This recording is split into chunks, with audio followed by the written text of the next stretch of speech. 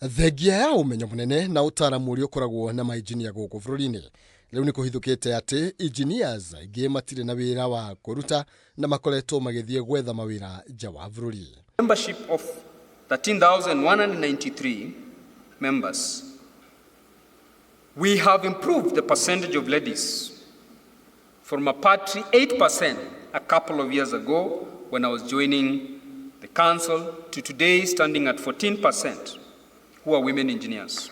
Ndeto eno ihithukitio thiini wa KIGOMANO kia mainjinia mwena wa NAIVASHA, president wao SHAMMAH KITEME akiuga utongoria wa bururi ni umatirikite na ithenya ria kumakuruhania hari tabarira ciao makoretwo makimatha utaramu wa AIGITHIA kuma nja wa bururi.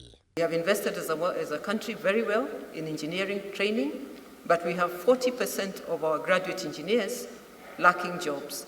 And imagine and guess who gets the brunt of that unemployment? It is the young women graduate engineers. We have done our statistics and we have found that they are even more unemployed than the gentlemen. Mwena-ini wake Aida Odinga hauri urari mugeni igongona-ini riri ni atetete ni mainjinia maigirira arigite ni gitumi kia mitino iria ikoretwo ikigomera bururi.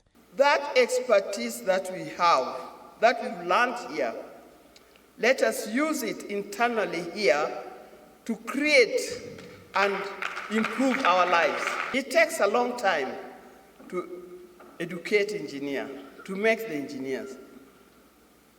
Let's not export our brains.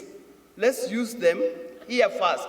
And when we are satisfied we have done everything we need, then we can export. Marateta kumana na kiria moigite okinio megwateire mawira bururi-ini na gutiga Kenya makiurura matari na wagwika.